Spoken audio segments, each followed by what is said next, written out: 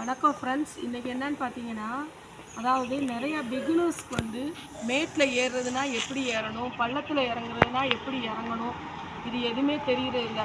அதாவது மேட்டில் ஏறுறப்ப என்ன பண்ணுவாங்கன்னா, பிரேக்கு பிடிச்சி ஏறுவாங்க. நிறையா பிகினர்ஸ் வந்து அந்த மாதிரி தான் பண்ணுறாங்க. பிரேக்கு பிடிச்சி மேட்டில் ஏறுறாங்க. பிரேக்கை பிடிச்சி ஏறுறப்ப என்ன ஆகும்னு பார்த்தீங்கன்னா, வண்டி வந்து பேக்கில் வர ஆரம்பிச்சிடும்.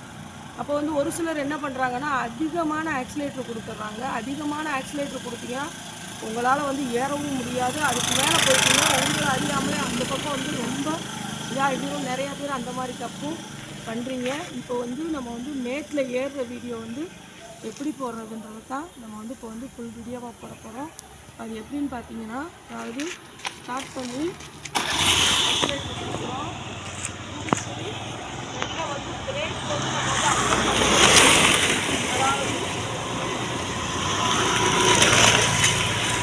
ஸ்பீடினுடைய அளவை வந்து நம்ம வந்து பிடிச்சி வச்சுக்கணும். நார்மலான ஸ்பீட் அளவு நம்ம ஏற்கனவே சொல்லியிருக்கோம்.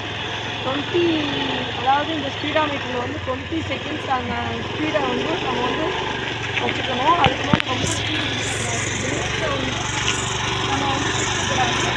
பிடிக்காமல் என்ன பண்ணணும்னு பார்த்தீங்கன்னா, அதே அளவு ஸ்பீடு நேரம் நல்லா ஏறிட்டு பிரேக் பிடிக்கக்கூடாது.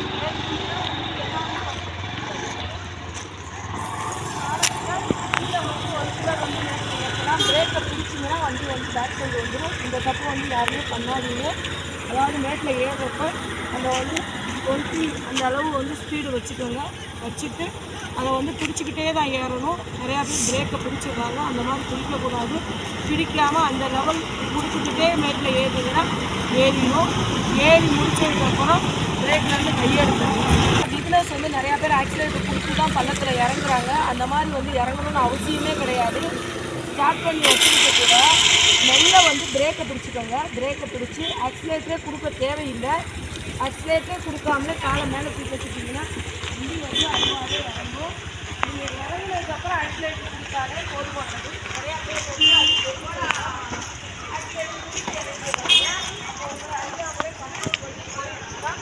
உங்களை அறியாமலே வண்டி வந்து உங்களை இழுத்துட்டு போகிறதுக்கு நிறையா வந்து சான்சஸ் இருக்குது. அதனால இறங்குறப்ப வந்து உங்களுக்கு வந்து ஆக்சிலேட்டரே தேவையில்லை. ஆக்சிலேட்டரே இல்லாமல் நம்ம வந்து பள்ளத்தில் வந்து இறங்கிடலாம். பிரேக்கை மட்டும் அப்ளை பண்ணி ஆக்சிலேட்டரே கொடுக்கணுன்ற அவசியமே இல்லை. ஆக்சிலேட்டர் கொடுக்காமலே நம்ம வந்து கீழே இறங்கிக்கலாம். ஏறுறப்ப தான் நமக்கு வந்து ஆக்சிலேட்டர் தேவை. ஏறுறப்போ வந்து நிறையா ஸ்பீடும் கொடுக்கக்கூடாது. ஓரளவுக்கு மீடியமான ஸ்பீடு வச்சு, அதாவது 20 அந்த மாதிரி ஸ்பீடு வச்சு நம்ம வந்து மேட்டில் ஏறிடணும். ஏறினதுக்கு அப்புறம் தான் வந்து அந்த லெவல் ஏறிட்டு அதுக்கப்புறம் வந்து நம்ம வந்து ஸ்பீடை கூட்டுறதுனா கூட்டிக்கலாம்.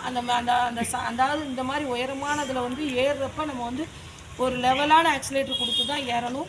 அதிகமான ஆக்சிலேட்டர் கொடுத்து ஏறக்கூடாது.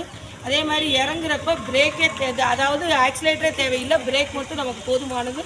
அதை மட்டும் பிடிச்சிக்கிட்டே நம்ம இறக்கத்தில் இறங்கிக்கலாம். அதுக்கப்புறம் நம்ம வந்து ஆக்சிலேட்டர் கொடுத்து மூவ் ஆகி வந்துடலாம். இதுதான் நம்ம சேனலில் முதன்முறையாக பார்க்குறீங்கன்னா சப்ஸ்கிரைப் பண்ணுங்கள், லைக் பண்ணுங்கள், ஷேர் பண்ணுங்கள். Thank you friends.